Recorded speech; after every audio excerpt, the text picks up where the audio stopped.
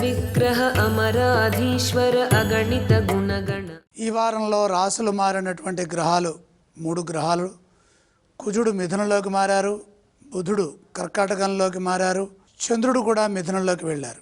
ఆషాఢ బహుళ ఏకాదశి నుండి శ్రావణ శుద్ధ తదియ వరకు ఆగస్టు 9 ఆదివారం ఉదయం 11:01 కుజ చంద్ర సమాగమం. చంద్రుడు కుజగ్రహానికి దక్షిణంగా 4.4 డిగ్రీల్లో ఉంటారు. ఇదే రోజు కామిక ఏకాదశి. ఆషాఢ కృష్ణపక్ష ఏకాదశిని కామిక ఏకాదశి అని పిలుస్తారు.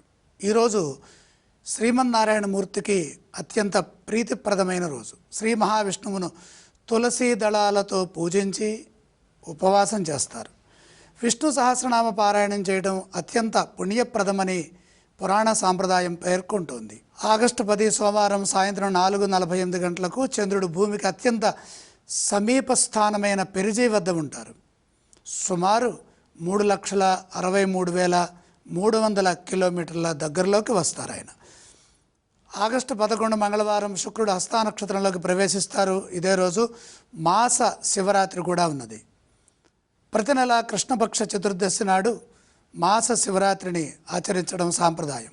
ఉపవాసం, శివాభిషేకం, బిల్వార్చన, రుద్రపారాయణ, అవకాశాన్ని బట్టి ఈశ్వరుణ్ణి రాత్రిపూట ఆరాధించడం, జాగరణ చేయటం ఈ వ్రతంలోని ప్రధాన అంశాలు. భక్తి శ్రద్ధలతో శివారాధన చేయడం వల్ల అంతఃకరణ శుద్ధితో పాటు ఈశ్వరానుగ్రహం కూడా సిద్ధిస్తుంది. ఆగస్టు 12 చుక్కల అమావాస్య.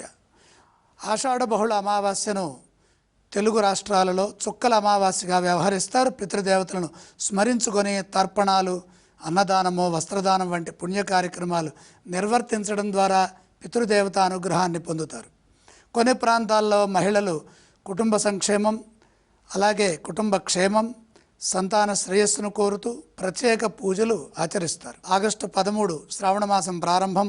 అత్యంత పవిత్రమైన మాసాలలో శ్రావణ మాసం ఒకటి. శివారాధన, విష్ణు పూజ, మహాలక్ష్మి ఉపాసం, మహాలక్ష్మి ఆరాధన, మంగళగౌరీ వ్రతాలు, వరలక్ష్మి వ్రతం, నాగదేవత ఆరాధన వంటి అనేక వ్రతాలు ఈ శ్రావణ మాసంలో వస్తాయి.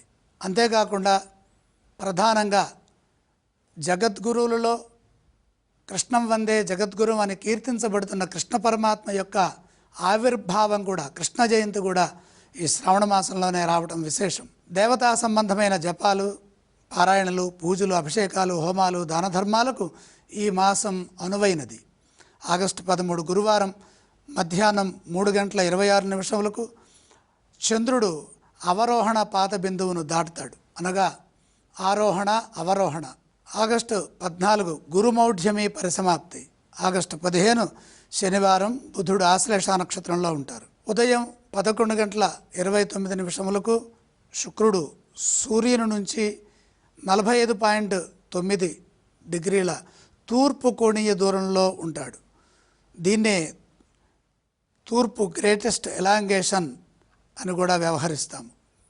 ఇది ఈ వారంలో ఉన్నటువంటి అంతరిక్ష పంచాంగ వైదిక సంబంధమైన అంశాలు.